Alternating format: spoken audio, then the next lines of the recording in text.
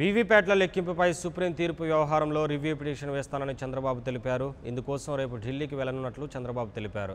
ఇదే సమయంలో ఏపీలో ఎన్నికల నిర్వహణపై ఈసీఐని ప్రశ్నించనున్నట్లు తెలిపారు.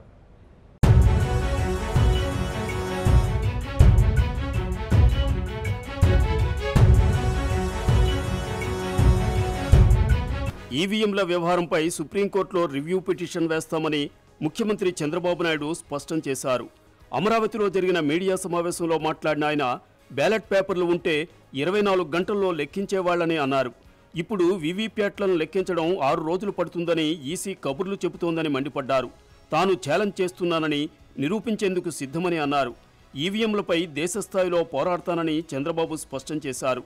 ధర్నాలు ఆందోళనలు చేయడానికి సిద్ధమని అన్నారు. ఈవీఎంల మొరాయింపు సమయంలో వాటిని సరిచేసేందుకు వచ్చిన సాంకేతిక నిపుణులు ఎవరు, వారికి ఉన్న అర్హతలేంటో చెప్పాలని ఈసీని డిమాండ్ చేయనున్నట్లు చంద్రబాబు తెలిపారు. వారిని ఎలా నియమించారని ప్రశ్నించానన్నారు. నిన్న ఒక హిస్టారికల్ డే. నన్ను పెద్ద కొడుకుగా నమ్మినటువంటి వృద్ధులైన తల్లిదండ్రులందరూ, నన్ను ఒక అన్నగా నమ్మిన ప్రతి చెల్లెమ్మ, నన్ను ఒక గార్డియన్గా భావించినటువంటి ప్రతి ఒక్క యువత, నన్ను కుటుంబ పెద్దగా నమ్మి ఓట్లేసిన ఆంధ్రప్రదేశ్ ప్రజానికం, అదే సమయంలో నన్ను ఒక రైతు పెద్దన్నగా నమ్మి ముందుకొచ్చిన రైతు సోదరిమణులందరికీ కూడా, అదే మరిగా నేను చెప్పిన మాట నమ్మి డ్రైవర్ల ముందుకొచ్చి సహకరించిన ప్రతి ఒక్కరికి, రాష్ట్రంలో ఉండే ప్రతి ఒక్కరికి శిరస్సు ఉంచి మరొకసారి పాదాభివందనం చేస్తున్నా. ఎందుకంటే ఇది ఒక ఎన్నిక కాదు, ఇది ప్రజాస్వామ్యాన్ని పరిరక్షించే ఉద్యమం.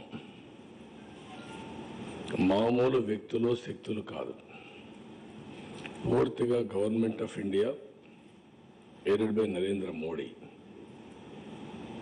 ఇంకొక పక్క రాష్ట్రమైన తెలంగాణ ప్రభుత్వం కేసీఆర్, మూడోది ఇక్కడ పోటీ చేసిన వ్యక్తి ఒక నేర చరిత్ర, కరుడుగట్టినటువంటి ఆర్థిక ఉగ్రవాది. ఇలాంటి వారితో పోరాడవలసిన అవసరం వచ్చింది.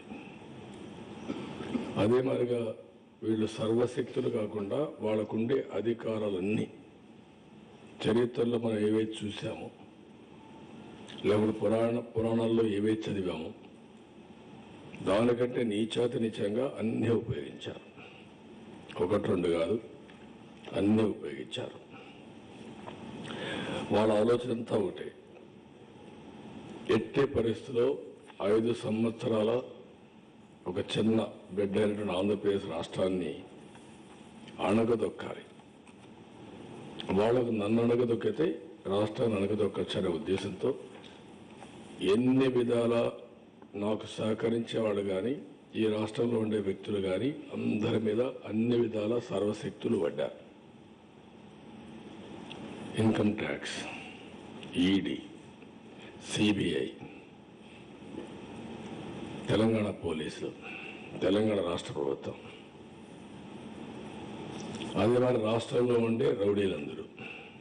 ఎమ్మెల్యే పదవి అంగటి సరుకులా తయారైందని, ప్రజాప్రతినిధుల భవిష్యత్ యంత్రాలపై ఆధారపడి ఉండటమేంటని సీఎం విమర్శించారు. ఏకధాటిగా 2 గంటల పాటు యంత్రం పనిచేయకపోతే రీపోలింగ్కు అవకాశం ఉందని వివరించారు.